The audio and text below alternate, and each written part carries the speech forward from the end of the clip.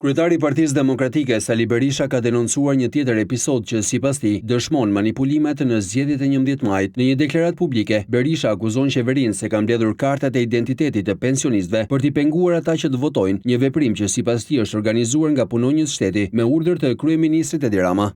Punojësi shteti shkon dhe mbledh kartat e identitetit të qytetarëve në pretekstin se do u jap pension, do u disbursoj pensionin.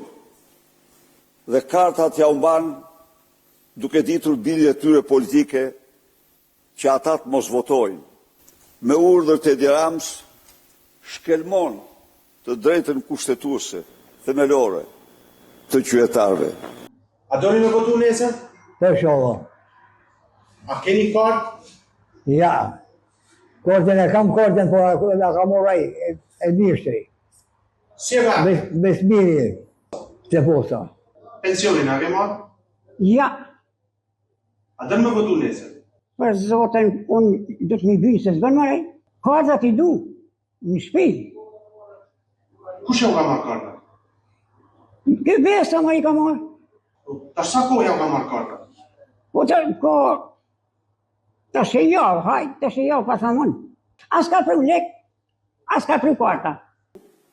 Një mal gjigant propagande mashtrimi